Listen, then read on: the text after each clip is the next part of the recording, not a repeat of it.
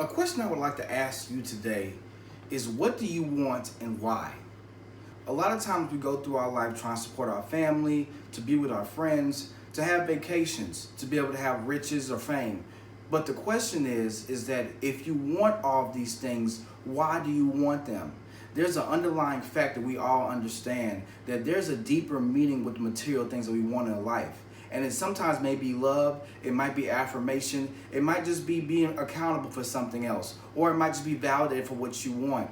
But there's certain things in our life that will give us a drive to get to a certain level.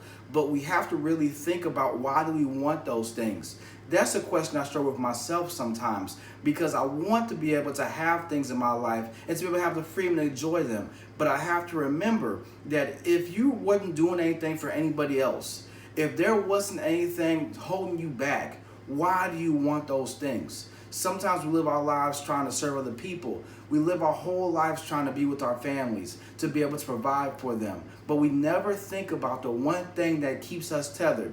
Why do we do all these things? Why is a reason that we want to be able to explore in our lives, to be able to think about what is the one thing that we want over everything else? When you live your life for yourself and you live your life for other people, you get two different results. So when you live your life for other people, you have to think to yourself, why are you doing all of this? What is the one thing that you want personally to be able to get you up in the morning, to be able to drive you to that certain goal you want? Because at the end of the day, when you reach that goal and you're still not happy, you'll have to ask yourself why again and again. So it's better to be able to remember that why is a question you want to ask early, so then when you think about things you're going through, then you can remember why you're doing it. Because a lot of times we get lost in the service of others. We get lost in the service of being able to be that person that's accountable, to be that all-star. But when you're trying to be that all-star, remember why you're doing this thing for.